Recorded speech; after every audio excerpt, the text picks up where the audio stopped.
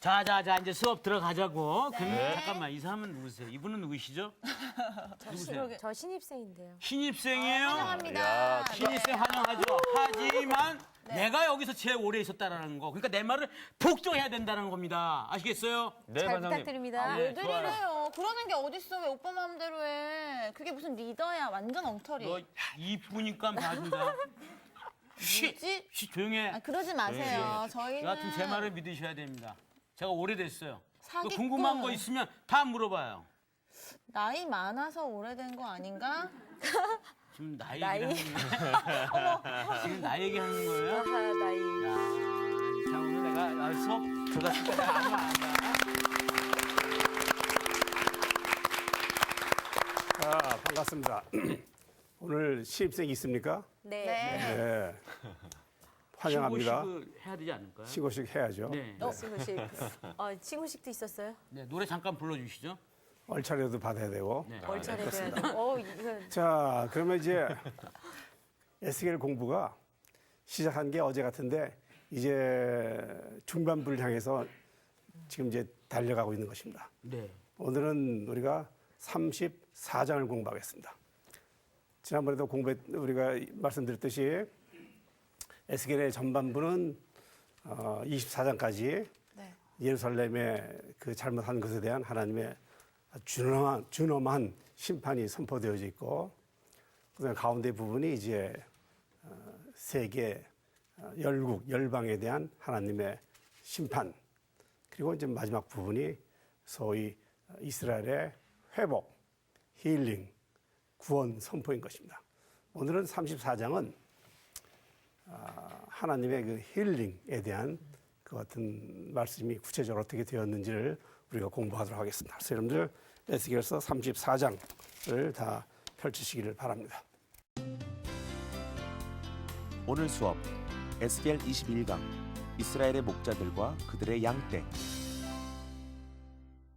34장은 길어요. 오늘 이게 네. 다 끝나려면 이제 빨리빨리 해야 될 텐데 34장 1절부터 6절을 우리 김상훈 학생이 큰 소리로 또박또박 읽어주시기를 바랍니다. 네, 저 혼자 6절까지 네, 너무 길지 않을까요?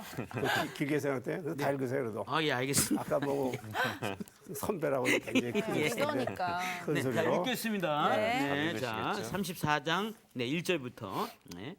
여호와의 말씀이 내게 임하여 이르시되 인자야 너는 이스라엘 목자에게 예언하라. 그들 곧 목자에게 예언하여 이르기를 주 여호와께서 이같이 말씀하시되 자기만 먹는 이스라엘 목자들은 화 있을진저 목사들이 양떼를 먹이는 것이 마땅하지 아니하냐. 너희가 살찐 양을 잡아 그 기름을 먹으며 그 털을 입되 양떼는 먹이지 아니하는도다. 너희가 그 연약한 자를 강하게 아니하며 병든 자를 고치지 아니하며 상한 자를 싸매 주지 아니하며 쫓기는 자를 돌아오게 하지 아니하며 잃어버린 자를 찾지 아니하고 다만 포악으로 그것들을 다스렸도다. 못자가 없으므로 그것들이 흩어져서 모든 들짐승의 밥이 되었도다. 내 양떼가 모든 삶과 높은 맷뿌리에 마다 유리되었고 내 양떼가 온 지면에 흩어졌을 때 찾고 찾는 자가 없었도다. 네, 감사합니다. 그 목사가 아니고 목자. 먹자. 아, 제가 요새 그 혀에 살이 쪄서 발이 좀 어렵습니다. 자, 근데 좀 찔립니다. 2절에 보면 참 혼자 먹어서. 예, 혼자 먹는 건 안 되네.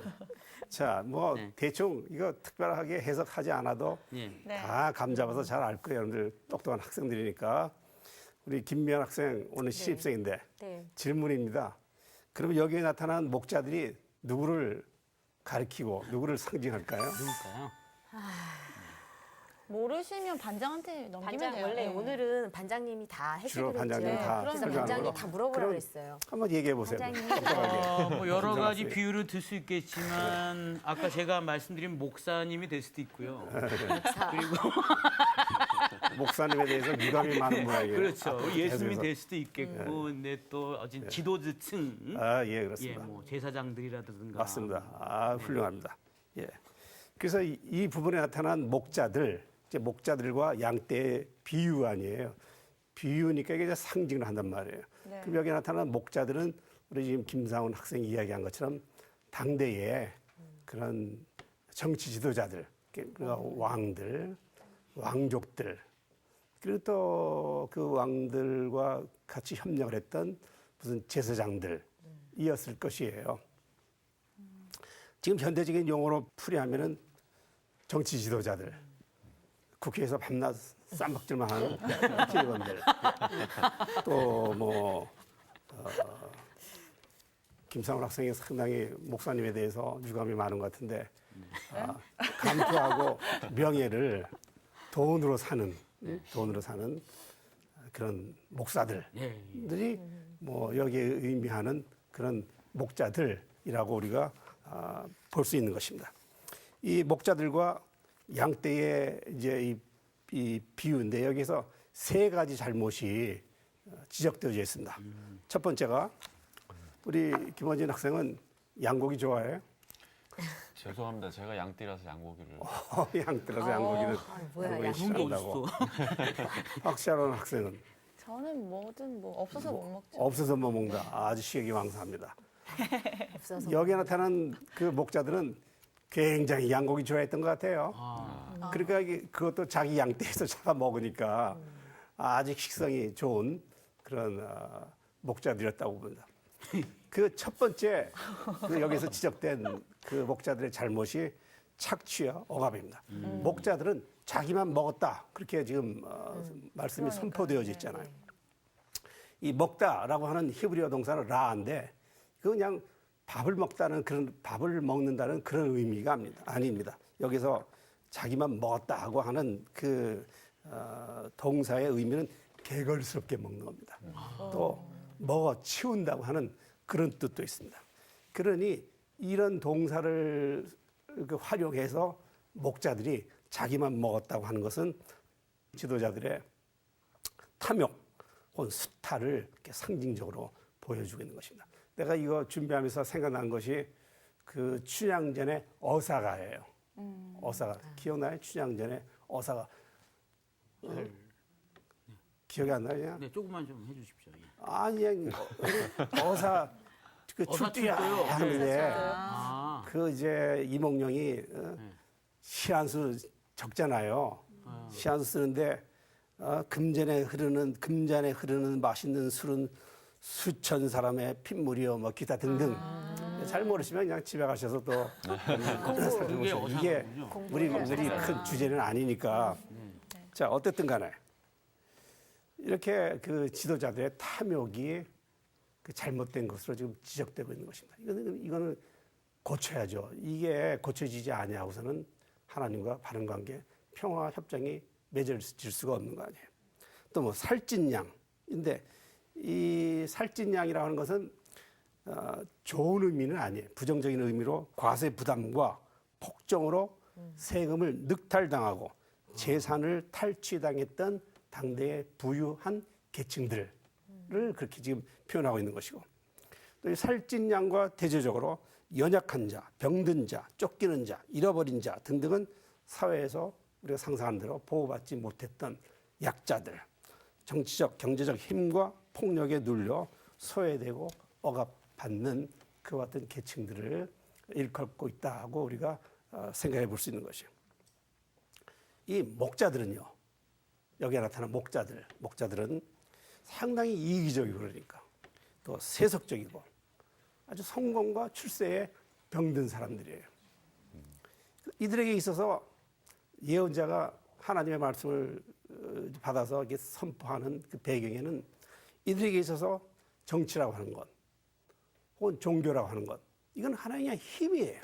무슨 사람들을 이렇게 감싸주고 위로해주고 뭐 하는 것이 아니라 자기의 기득권을 갖다가 이게 쟁취시키려고 하는 그건 힘으로 하나님께서 그들에게 맡겨주신 그 사명을 감당하지 못하고 그냥 정치력 혹은 종교의 힘, 신앙의 힘을 그렇게 자기의 그 이익을 이렇게 창출하고 만족시키려고 하는 그 같은 수단과 방편으로 활용하고 있는 것이. 그게 안 되면은 편가르기를 하고 그게 안 되면 외세를 불러다가 힘을 얻고 그렇게 해서 또 우상숭배를 하는 것이에요. 이거는 아주 잘못된 것이에요. 에스겔서 전체를 내려오면서 이와 같은 잘못된 것은 이미 심판을 받았고 또 이와 같은 잘못이 이제 다시 진단되는데 이와 같은 잘못은 이제 앞으로 이건 이와 같은 질병은 이건 질병이에요. 이건 치유되어져야만 되는 것이에요. 하나님은 힐링을 선포하시기 위하여 그 당대에 무엇이 잘못되어졌느냐 하는 것을 지금 말씀하시 진단하시는 것입니다. 두 번째가 목자들은 양떼를 먹이지도 않았어요. 자기만 먹은 것도 잘못이고 두 번째는 먹이지도 않았어요. 직무유기예요. 목자들의 이기적 행위는 근본적으로 주님으로부터 우리가 그 예수님께서 이제 부활하신 후에 베드로에게 내 양떼를 먹이라, 돌보라 이렇게 위탁하시잖아요. 명령하시잖아요. 그런데 이 지도자들은 그 주님의 명령을 분명히 받은 사람들인데 돌보지 않은 거예요. 그런 잘못을 이제 주님께서는 지적하시는 것이에요. 일반 백성의 안녕과 복지는 아랑곳하지 않고 무지와 불법을 깨우쳐 주지도 않고 거짓과 폭력으로 억누르기만 하고 있었다는 것이에요. 이와 같은 잘못들도 이건 시정되어져야 되고 이건 고침을 받아야만 되는 것이에요. 세 번째가 이 지도자들의 잘못은 나라를 망하게 하고 백성들은 포로가 되어 외지에서 유리방황하게 만드는 것이에요. 그것을 이제 어떻게 표현하냐면은 목자가 없어서 그렇다. 목자가 없다. 뭐 기억나는 말씀 없어요? 이게 목자가 없으므로 5절에도 목자가 없으므로 이 목자가 없다고 하는 것은 뭐 정말 한 명도 없었느냐 하는 그런 수적인 개념은 아니에요. 목자가 없으므로 양떼들이 이렇게 유리방황했다고 하는 것은 지도자들이 참다운 지도자들이 없었다. 지도자라고 우리가 옛날에 공부할 때도 거짓 예언자 공부할 때 그들이 정식 신학대학을 졸업한 사람들이에요. 정식 안수를 받았어요. 교회 간판이 바른 것이에요. 그런데도 그 속에서 하는 짓들을 아주 해괴한 짓을 했다. 감투를 좋아하고 명예를 좋아하고 그래서 돈으로 그것을 사고 팔고 또 정치 지도자들이라고 하는 사람들이 맨날 세금만 축내고 싸우고 이건 잘못된 거 아니에요. 그래서 목자가 없음으로 하는 것은 지도자가 없는 게 아니에요. 실제로는 있는데 주님은 지금 지도자가 없다라고 하는 표현을 하시는 것이에요. 우리가 예수님께서 마태복음 9장 35절부터 36절까지 보면은 무리를 보시고 불쌍히 여기시니 이는 그들이 목자 없는 양과 같이 고생하며 기진함이라고 하는 그 같은 예수님의 말씀을 우리가 기억해 볼 수 있는 것입니다. 그래서 지금 이 34장 이제 힐링이 선포되어지기 전에 그 목자들의 그 잘못 세 가지가 이제 진단되어졌습니다. 그래서 7절부터 10절은 여호와 하나님은 이 무책임한 이 목자들이 이렇게 방치한 돌보지 않은 이 양떼들 불쌍하잖아요. 예수님께서도 그들이 목자 없는 양과 같이 고생하며 기진했다 그렇게 탄식을 하셨는데 그래서 이 양떼를 위한 주님의 이제 구원 선포가 7절부터 10절까지 전개되어지는 것입니다. 신입생이 7절부터 10절을 또박또박 아름다운 목소리로 읽어주시기를 바랍니다. 네, 신입생이 읽겠습니다. 그러므로 목자들아 여호와의 말씀을 들을지어다. 주 여호와의 말씀에 내가 나의 삶을 두고 맹세하노라. 내 양떼가 노략거리가 되고 모든 들짐승의 밥이 된 것은 목자가 없기 때문이라. 내 목자들이 내 양을 찾지 아니하고 자기만 먹이고 내 양떼를 먹이지 아니하였도다. 그러므로 너희 목자들아 여호와의 말씀을 들을지어다. 주 여호와께서 이같이 말씀하시되 내가 목자들을 대적하여 내 양떼를 그들의 손에서 찾으리니 목자들이 양을 먹이지 못할 뿐 아니라 그들이 다시는 자기도 먹이지 못할지라. 내가 내 양을 그들의 입에서 건져내어서 다시는 그 먹이가 되지 아니하게 하리라. 네, 아멘. 고맙습니다. 목자들은 원래 내 목자들, 나라고 하는 것은 지금 하나님을 하나님의 목자들이었어요. 목자들은. 그래서 주님께서 내 목자들, 주님께서 그 위탁하여 세워주신 그 같은 목자들이었는데, 그랬는데 이게 어떻게 된 것입니까?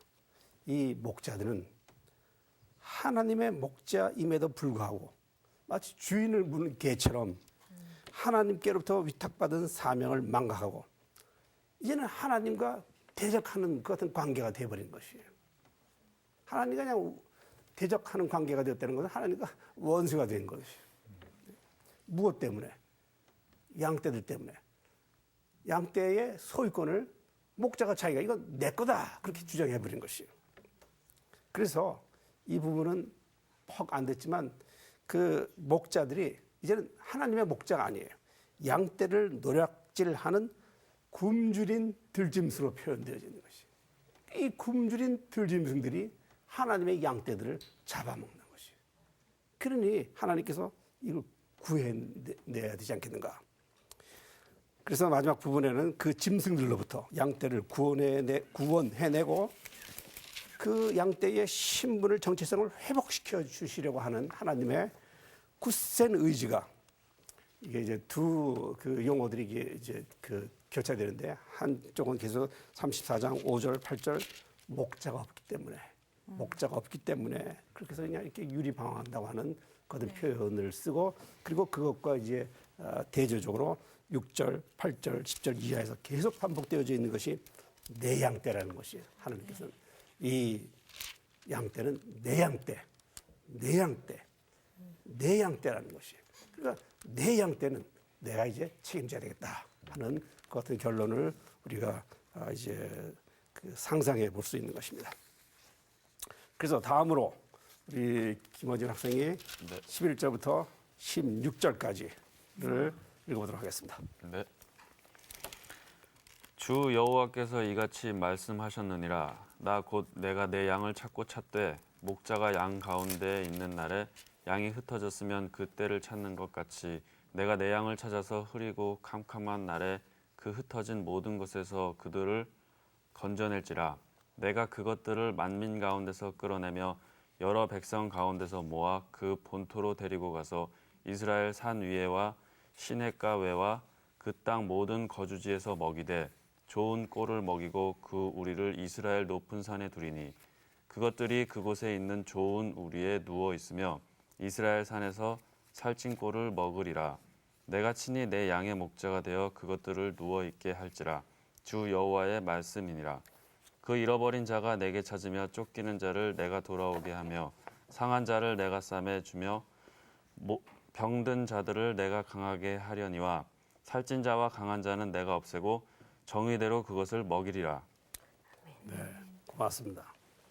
그래서 11절부터 이제 16절은 이제 앞부분과 대조적으로 진단이 되어졌죠. 각 구절마다 이제는 하나님께서 스스로 내가 이제 구원하겠다고 하는 그 어떤 하나님의 이제 구원 의지가 천명되고 선포되어지고 있는데 그래서 여러분들이 이제 그 주의 깊게 보셔야 될 것은 1인칭 주어예요. 계속해서 하나님께서 내가 아주 구절마다 내가 그렇게 강조하고 있는 것을 여러분들이 그 신경을 쓰셔서 보시면은 그 말씀의 의미를 더 잘 깨달아 알 수 있습니다. 11절에서 주 여호와께서 이같이 말씀하시니라. 나 곧 내가 내 양을 찾고 찾되 그래서 찾고 찾되니까 물론 이게 이제 반복적인 용법이죠. 이 구절은 나태하고 탐욕적이고 사명 감당하지 못하는 목자들 대신에 이제 여호와 하나님 자신이 목자가 될 것을 선포하고 있는 것입니다. 그 내가 내 양을 찾고 히브리어로 다라시라 그래요. 찾되 바카르예요. 그래서 히브리어는 사실 두 단어예요. 우리말은 찾고 찾되 그러니까 이게 반복적인 용법인데 히브리어로는 두 다른 동사를 사용하고 있어요. 앞에 다라시는 염려하며 찾다는 그런 의미를 갖고 있어요. 근데 뒷동사 바카르는 조사하다, 돌보다 혹은 숙고하다는 뜻을 갖고 있는 것이에요. 그래서 이 찾고 찾되라고 하는 이 구절이 의미하는 것은 하나님께서는 흩어진 이스라엘을 모으시고 구원해내시고 회복시켜 주시겠다고 하는 그 하나님의 뜻을 이와 같은 단어로 지금 강조하고 계신 것이에요. 동시에 하나님께서 이제 내가 내 양을 찾고 이제 내가 목자가 되어서 먹이겠다 하는 말씀이 이제 앞으로 계속 나오는데 이 말씀 우리가 정치적으로 해석한다고 할 것 같으면 소위 이제는 왕을 이스라엘 백성들이 왕이 없던 시대에 왕을 그냥 구해달라고 이렇게 애걸복걸했잖아요. 그래서 왕정 제도를 가졌었어요. 그 왕정 제도를 가질 때에 사무엘이라든지 예언자를 통해 하나님께서 그 장단점들을 설명해 주셨어요. 내가 왕이 아니었냐. 그때 무슨 왕이 필요하냐 하지만 백성들은 그냥 계속해서 다른 나라가 다 왕이 있으니까 우리도 왕제도를 갖게 해 주십시오. 그래서 왕정 제도가 수립된 거예요.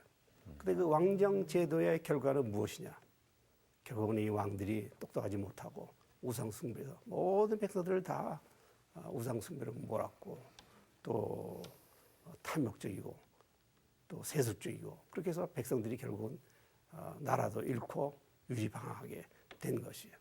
그래서 이제는 하나님께서 그 에스겔 예언자를 통하여서 말씀하시는 것은 신정 정치예요. 나는 선한 목자라. 내가 양을 알고 양도 나를 안다 하고 예수님께서도 말씀하셨고 또 히브리서에서는 양의 근 목자이신 우리 주 예수라고 그랬어요. 그래서 예수님께서 우리의 목자장이 되시고 우리의 왕이 되시고 우리를 인도해 주시고 또 우리와 함께 하신다고 하는 그런 의미로 우리가 해석해 볼 수 있는 것입니다. 12절에도 내가 내 양을 찾아서 흐리고 캄캄한 날에 또 그것을 건져내리라. 사용되어진 것은 어떻든 간에 계속 1인칭 주어와 동사를 여러분들이 비교해서 보시기를 바랍니다. 흐리고 캄캄한 날에 일반적으로 종말론적인 심판의 날을 상징합니다만 이곳에서는 제한적으로 예루살렘의 멸망과 포로 시기를 가리키고 있는 것으로 볼 수도 있고 또 이 시기는 이미 지나갔으니까 우리가 앞으로 우리가 현지에서 온 장래에 당하게 되는 그와 같은 음울하고 때로는 우울하고 때로는 아주 고달픈 그와 같은 시기를 또 가리키고 있다고도 볼 수 있는 것입니다. 주님께서 13절도 볼 것 같으면 내가 그것들을 만민 가운데서 하는데 여기서도 보면요. 13절에서 사용되어지고 있는 것은 내가 그것들을 해서 주어가 한 번 사용되어지고 있습니다만 그러나 동사의 모든 주어는 1인칭이에요. 내가예요. 그래서 내가 끌어내다, 내가 모으다, 내가 데리고 가다, 내가 먹이다 이렇게 해석되어져 있는 것이에요. 그렇게 해석하면은 뭐 이게 초등학생이 번역을 했는가 그렇게 해서 이제 번역을 예쁘게 하느라고 이렇게 그냥 했지만 원래 히브리어는 내가 못했다, 내가 못했다 이렇게 되어 있는 것입니다. 15절 내가 친히 내 양의 목자가 되어 그것들을 누워있게 할지라 주 여호와의 말씀이니라. 내가 내 양떼를 치며 내가 그들을 눕게 할 것이라 이렇게 번역되어져 있고 또 성경 곳곳에 볼 것 같으면 이 말씀은 아주 아름다운 말씀 가운데 하나예요. 혹시 여러분들 내가 목자가 되어줄 것이다 하는 말씀과 다른 성경 비교되는 거 기억나는 거 없어요? 여호와는 나의 목자시니. 네. 그래서 하나님을 목자로 표현한 성경 기자는 참 많아요. 네. 제가 조사해봤더니 그냥 한 페이지가 넘는데 그냥 넘어가겠어요. 다 아는 거예요. 다 아는 거예요. 16절도 그 잃어버린 자를 내가 쫓으며 쫓기는 자를 내가 돌아오게 하며 등등 있는데 성경 말씀에도 인자 온 곳은 잃어버린 자를 찾아 구원하려 함이니라 하는 예수님의 말씀 등등을 여러분들이 다 기억하실 것입니다. 자, 그렇게 해서 주님께서 확고하게 말씀하셨어요. 내가 너의 목자가 되어주겠다. 다른 사람의 내가 이제 목자장이 되어주겠다. 이렇게 말씀하시고 또 약속하신 것이에요. 그 다음 이제 17절부터 22절은 이건 이제 새로운 비유입니다. 이것이 무엇이냐면 양과 양 사이의 비유입니다. 그러니까 조금 비유의 그 모습이 달라졌어요. 1절부터 우리가 공부했을 적에는 목자와 양떼들. 그래서 거기에 잘못된 것들을 진단했어요. 근데 17절부터 22절은 양떼와 양떼예요. 이 양떼와 양떼 사이에 지금 그 잘못된 점들을 지적하고 있는데 이 부분에서는 정치 혹은 경제, 종교적 힘을 이용해서 소외된 동족들에게 폭력을 그 휘두르고 있는 그것은 잘못된 사람들의 행위들을 이제 진단하고 이것도 시정되어야 될 것을 말씀하시고 있는 것이에요. 그러나 어쨌든 간에 17절부터 22절까지 우리 박sharon 학생이 잘 읽어보도록 하겠습니다. 주 여호와께서 이같이 말씀하셨느니라. 나의 양떼 너희여, 내가 양과 양 사이와 숫양과 숫염소 사이에서 심판하노라. 네, 이 숫양과 숫염소는 백성들 가운데의 지도층 인사들을 가리키고 있는 그런 용어들이에요. 네. 너희가 좋은 꼴을 먹는 것을 작은 일로 여기느냐? 어찌하여 남은 꼴을 발로 밟았느냐? 너희가 맑은 물을 마시는 것을 작은 일로 여기느냐? 어찌하여 남은 물을 발로 더럽혔느냐? 나의 양은 너희 발로 밟은 것을 먹으며 너희 발로 더럽힌 것을 마시는도다 하셨느니라. 그러므로 주 여호와께서 그들에게 이같이 말씀하시되 나 곧 내가 살찐 양과 파리한 양 사이에서 심판하리라. 네. 예. 네. 이게 원래 이제 율법의 정신은 원래 율법의 정신, 그러니까 신명기 법이라든지 이런 법에 규정되어져 있는 것은 가진 사람들에게, 부자들에게 추수할 때에 다 그냥 빡빡 긁어대지 말고 네. 남겨두도록 했어요. 그리고 남겨둔 몫은 누구의 몫이에요? 어려운. 그러면 가난한 사람들의 몫이에요.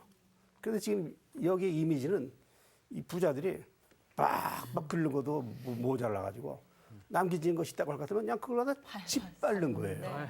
물은 그냥 다 그냥 꾸정물로 만들고 자기가 못 먹으니까 남도 못 먹게 하고.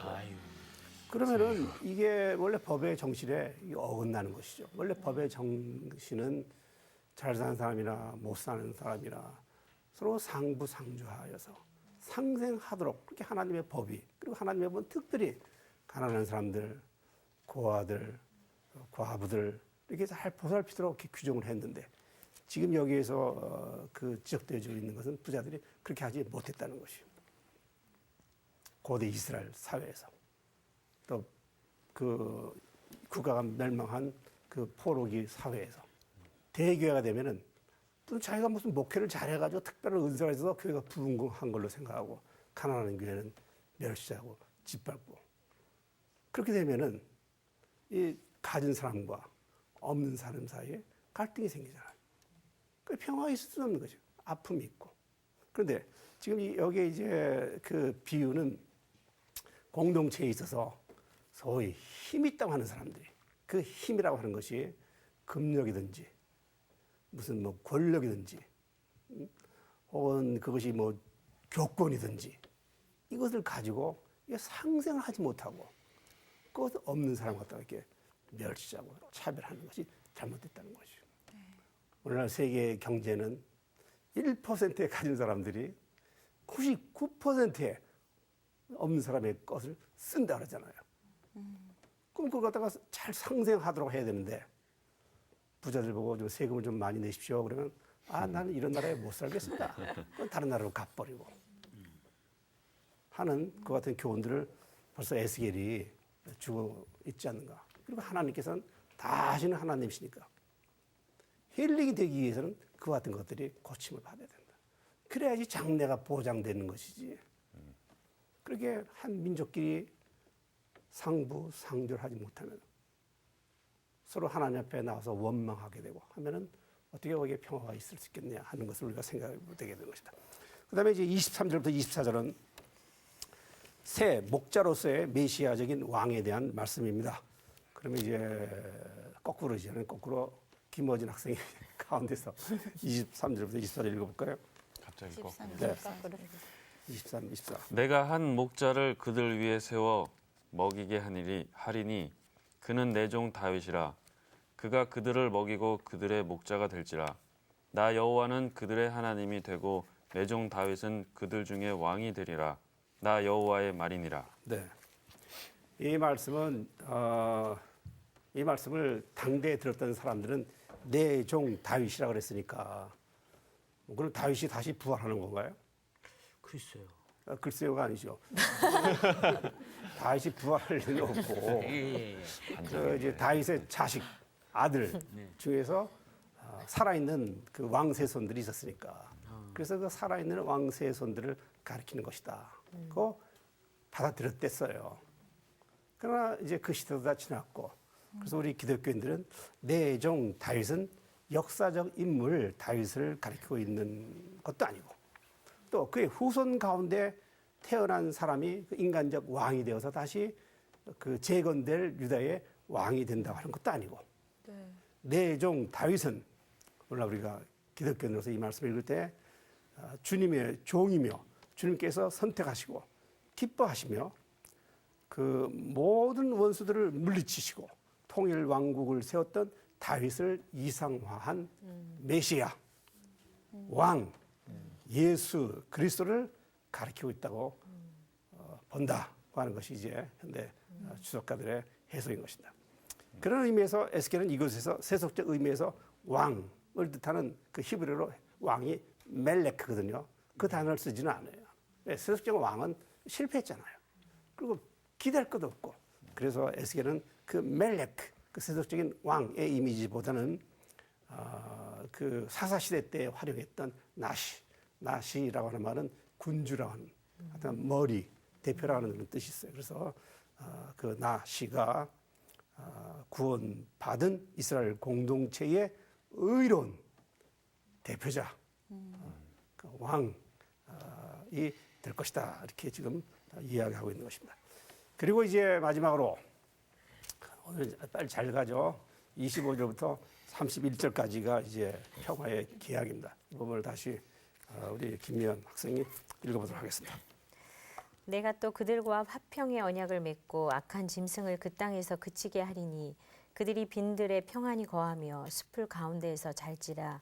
내가 그들에게 복을 내리고 내 산 사방에 복을 내리며 때를 따라 소낙비를 내리되 복된 소낙비를 때를 따라 내리라. 소낙비를 내리되라고 하는 말씀은 뭐 그동안 목사님들 설교를 통해서 다 잘 아시는 그 같은 말들입니다.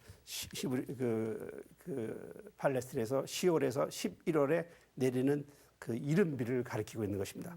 그래서 복된 소낙비는 12월부터 3월 사이에 내리는 겨울비 또는 늦은 비를 말하고, 이 비는 땅을 적시고 건기가 5월부터 10월에 그 5월, 10월 건기가 시작되기 전에 이 비가 내리면 샘들과 저수지를 채우게 되잖아요. 그럼 또 건기에 또 물을 사용할 수 있게 되고, 신명기 11장 14절에도 여호와께서 너희의 땅에 이른 비, 늦은 비를 적당한 때에 내리시리니 너희가 곡식과 포도주와 기름을 얻을 것이요. 기타 등등 이 하나님의 복된 비에 대해서 성서가 또 여러 곳에서 말씀하고 있습니다. 계속해서 읽어주십시오. 네. 그리한즉 밭의 나무가 열매를 맺으며 땅이 그 소산을 내리니 그들이 그 땅에서 평안할지라. 내가 그들의 멍에의 나무를 꺾고 그들을 종으로 삼은 자의 손에서 그들을 건져낸 후에 내가 여호와인 줄을 그들이 알겠고 그들이 다시는 이방의 노략거리가 되지 아니하며 땅의 짐승들에게 잡아먹히지도 아니하고 평안히 거주하리니 놀랄 사람이 없으리라. 내가 그들을 위하여 파종할 좋은 땅을 일으키리니 그들이 다시는 그 땅에서 기근으로 멸망하지 아니할지며 다시는 여러 나라의 수치를 받지 아니할지라. 그들이 내가 여호와 그들의 하나님이며 그들과 함께 있는 줄 알고 그들 곧 이스라엘 족속이 내 백성인 줄 알리라. 주 여호와의 말씀이라. 내 양 곧 내 초장의 양 너희는 사람이요 나는 너희 하나님이라. 주 여호와의 말씀이니라. 네, 그렇게 해서 이제 힐링의 선포 되어졌습니다. 근데 힐링 선포의 이제 시작은 평화의 화평의 언약을 맺으시겠다. 화평, 평화예요. 평화의 언약을 맺으시겠다. 그러면은 학생 여러분들, 이게 뭐 상투적인 질문입니다. 평화는 무엇인가요?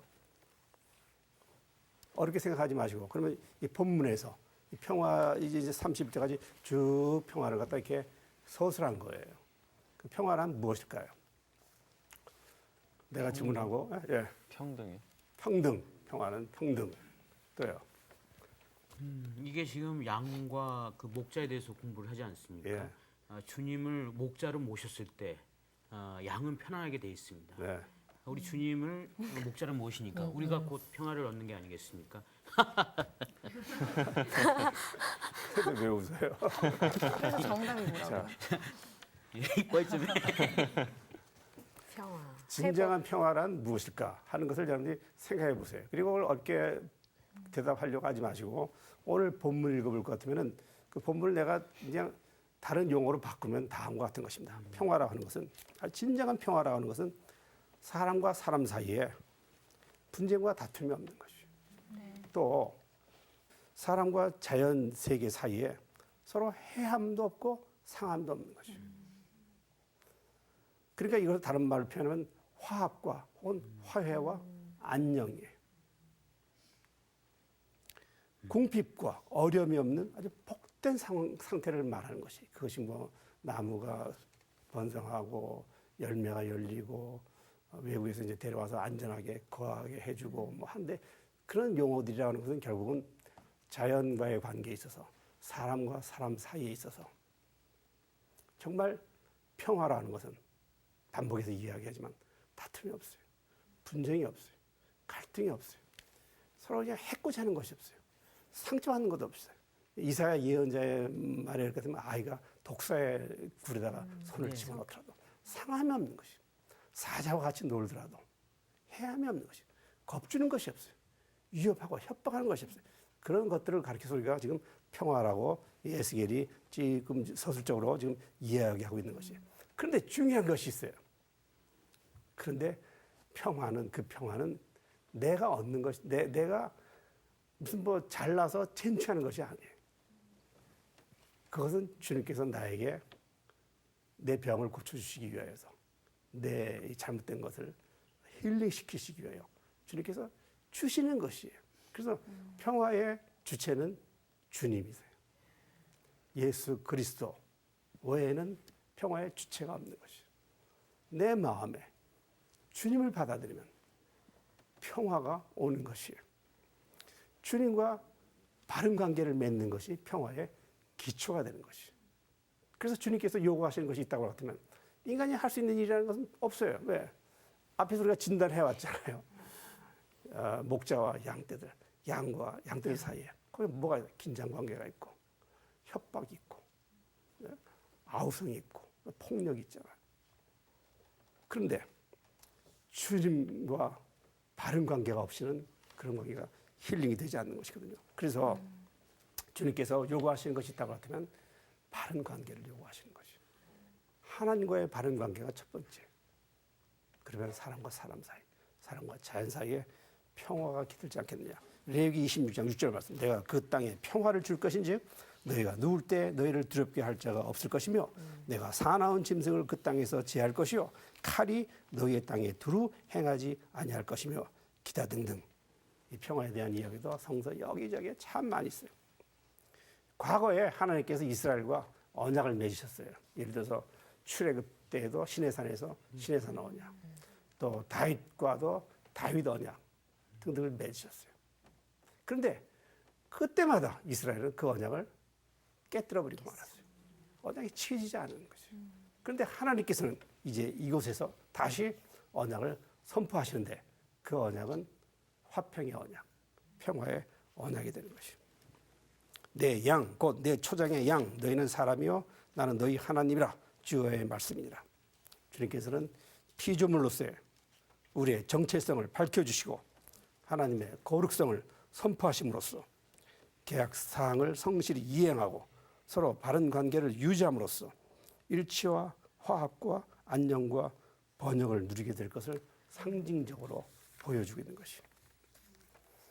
자, 여기까지가 이제 34장의 말씀이에요. 그러면 질문. 조금 다른 질문일 수 있는데요. 그 평화의 하나님이시고 그 이런 질서 안에서 평화를 얘기하셨잖아요, 오늘. 그러면 먹이살슬이나 이런 동물의 이제 관계 속에서는 이제 평화라기보다 서로 경쟁해야만 살 수 있고 이런 체계가 아예 하나님께서 만들어 주셨잖아요. 네, 창세기에 볼 것 같으면 하나님께서 평화적으로 그 사람을 만드시고 자연 세계를 만드셨어요.